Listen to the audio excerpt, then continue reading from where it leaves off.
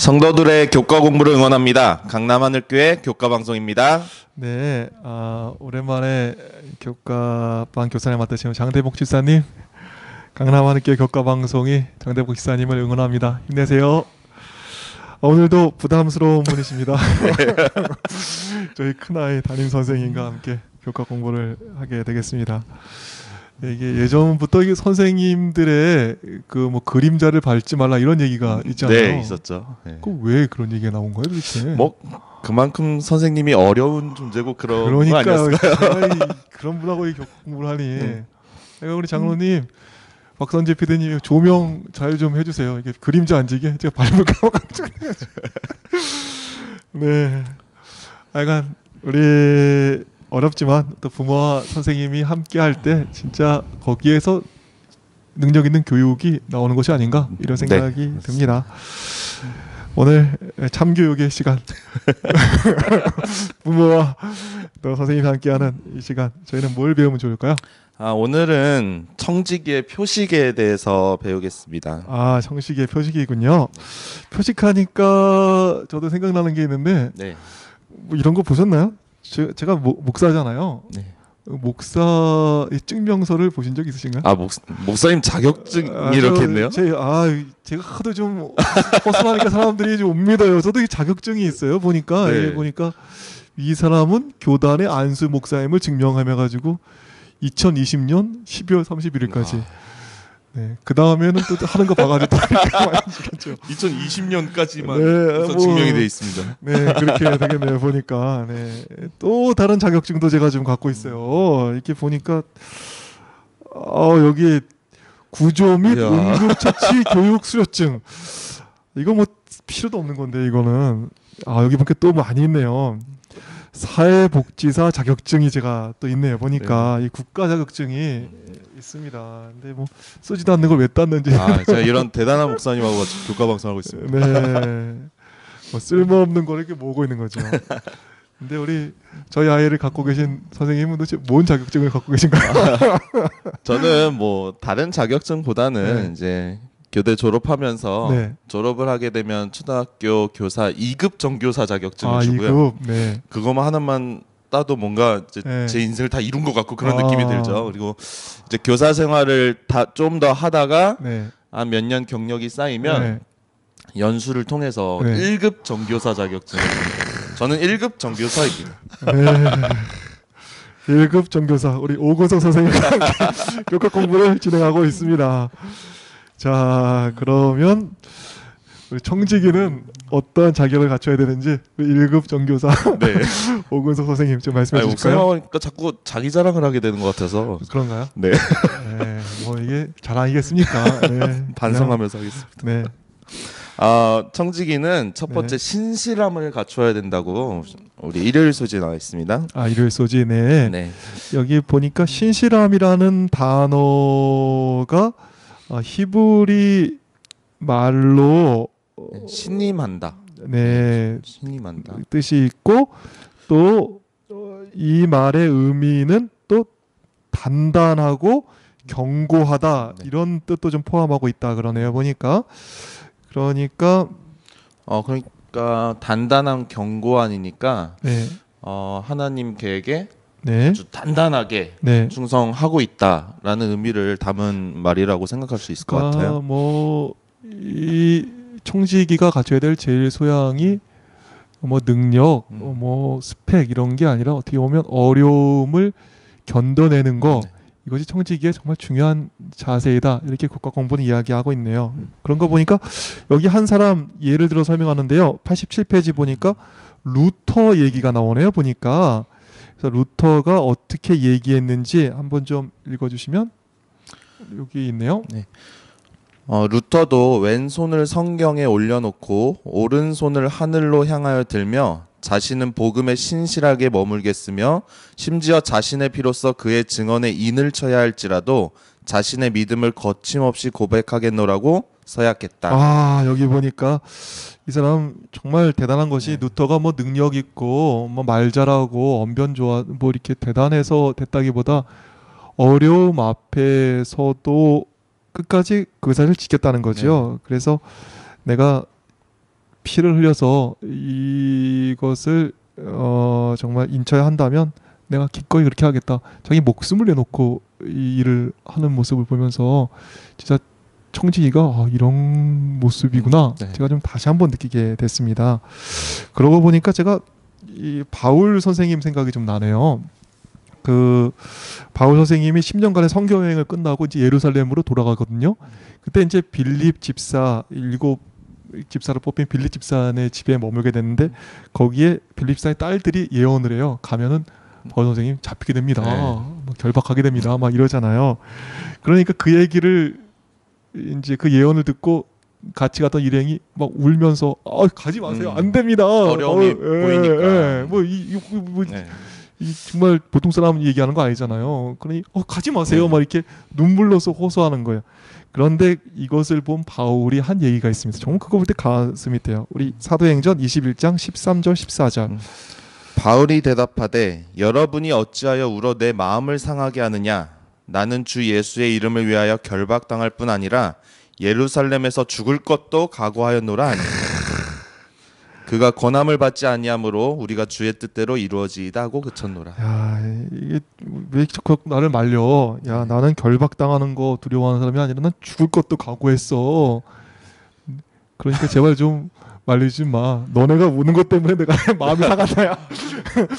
내가 뭐 그 두려운 것 때문에 그런 게 아니라 니네 우는 것 때문에 마음이 상해. 좀 그만 울어. 그랬더니 우는 거를 이제 그쳤다. 네. 이렇게 얘기를 하고 있습니다. 이게 보니까 우리에게 왜 미래를 안 보여줄까요? 보여주면 더 도망가니까. 네.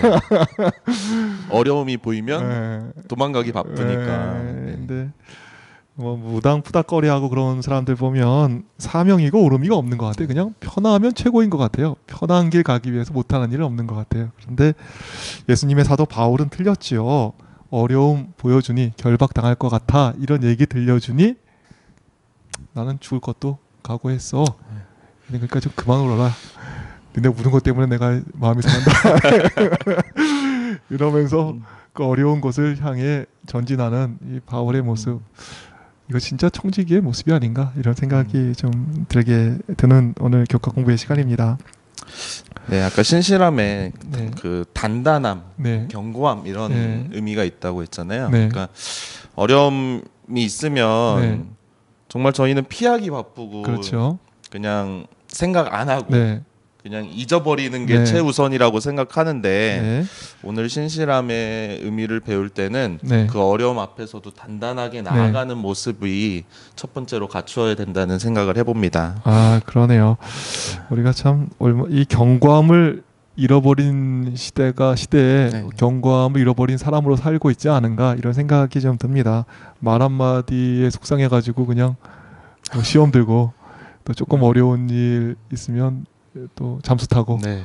우리가 회복해야 될 것이 있을진데 신실함, 다른 말로 견고함과 또 이 단단함 우리가 좀 회복돼야 되지 않을까 이런 생각을 좀 갖게 됩니다. 청지기의 증표가 있는데요. 또 무엇이죠? 두 번째 청지기의 증표는 충성입니다. 충성. 아, 네, 이게 월요일 소지에 나오네요. 네. 이 충성이 참 너무 귀하다 보니까 이 사단은 이 충성을 좀 왜곡시킨 것 같아요. 그래서 이게 좀 반항하고 또 도전하고 뭔가 이렇게 이의를 제기하는 이런 사람들은 굉장히 똑똑한 사람, 개혁적인 사람으로 이렇게 비춰지잖아요. 그런데 충성스럽게 일하는 사람들은 야, 쟤는 아무 생각이 없어. 또 무식해. 뭐 저렇게 답답해. 꽉 막혔어. 이렇게 좀 왜곡된 이미지가 있는 것 같아요. 근데 과연 그럴까요?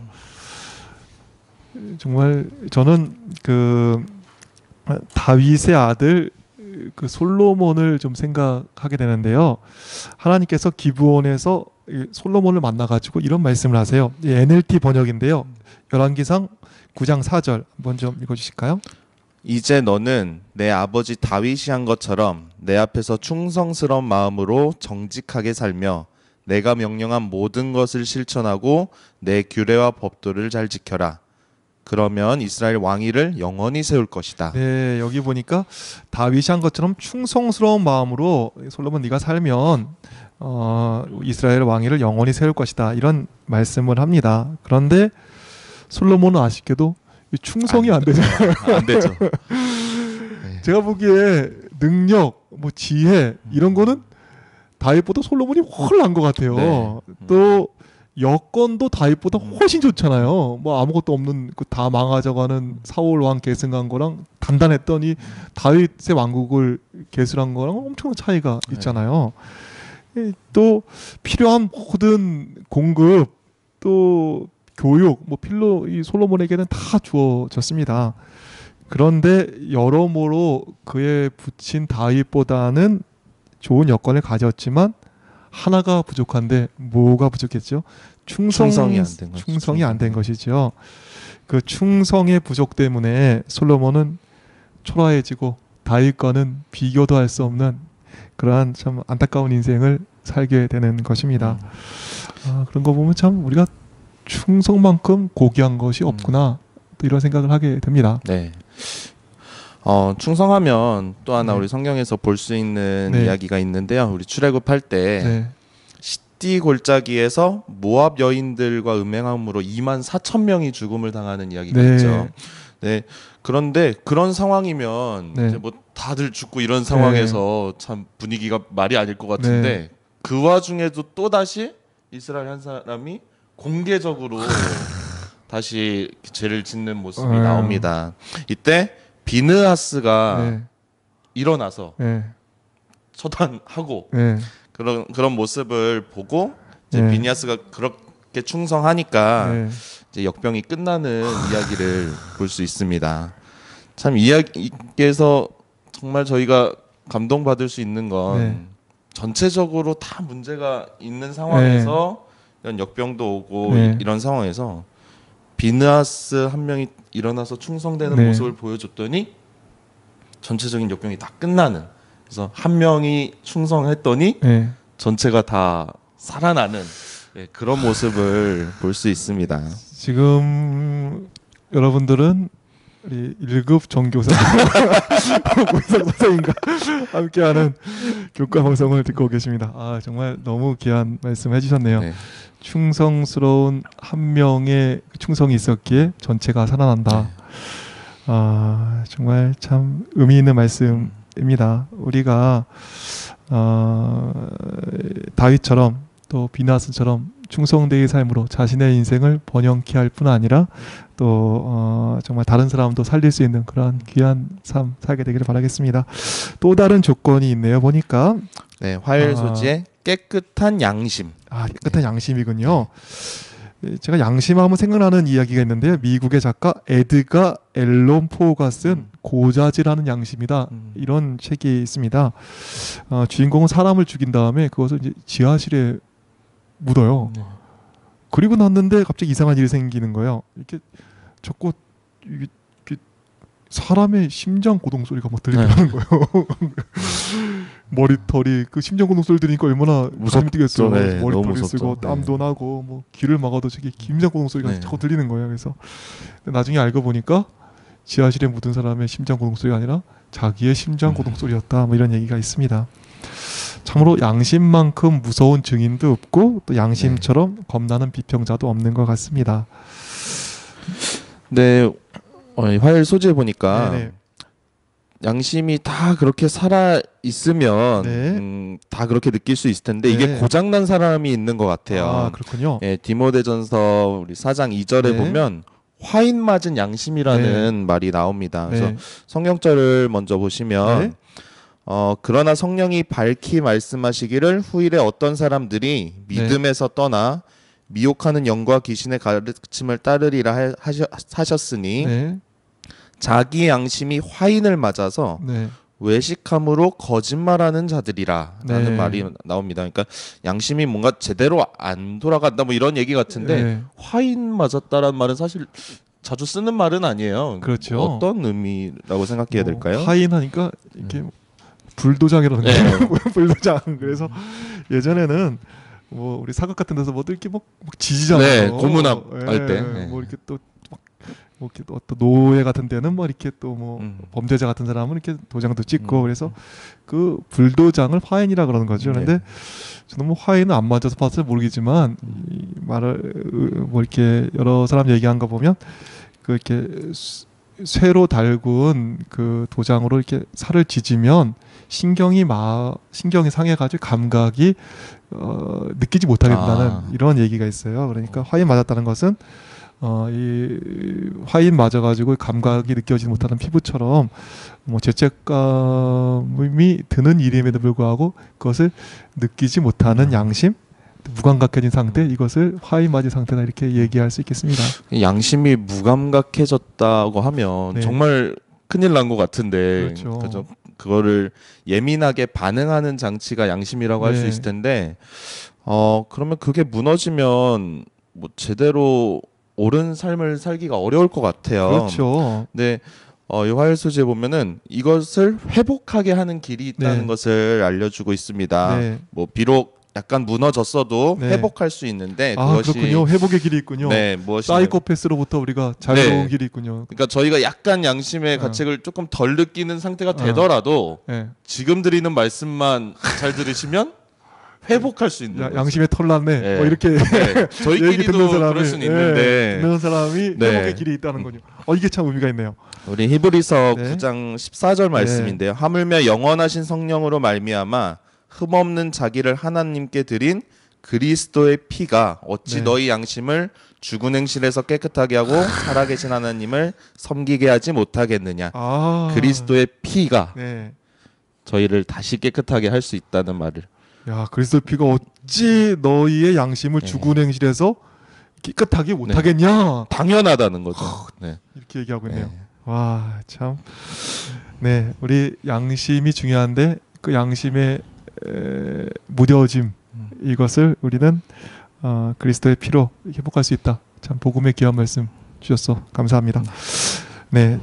다음은 청지기의 자질이 또 다른 자질이 나오는데요. 뭐가 있죠? 순종이 나옵니다. 순종이군요. 순종하면 생각나는 성경절, 아마 제일 유명한 성경절 중에 하나인 것 같아요. 우리 사무엘상 15장 22절의 말씀, 이게 생각나는데요. 한번 좀 읽어주실까요? 순종이 제사보다 낫고 듣는 것이 수양의 기름보다 나으니. 여기 보니까 이렇게 자기 마음대로 드리지 말라는 그 제사를 드리던 사울에게 사무엘이 와서 한 얘기죠. 순종이 제사보다 낫다. 그러니까 하나님께 많이 뭐 드려야 하나님이 기뻐하시는 줄 아는 것 같아요. 그런데 하나님께서 기뻐하시는 것은 무엇이냐면 순종을 더 기뻐하신다는 거예요. 이렇게 다윗과 사울의 차이가 뭘까? 아까 다윗과 솔로몬의 차이를 봤다면 다윗과 사울의 차이가 있는 것 같아요. 이게 뭐냐면 사울은 계산하느냐고 순종이 안 되는 것 같아요. 그래서 전쟁을 앞두고 막 겁나니까 사람들이 막 떠나거든요. 그러니까 이 사람들 잡아들려고 퍼포먼스를 해야 되는 거예요. 그래서 이제 그럴싸하게 제사를 사람들 잡아들려고 막 드리잖아요.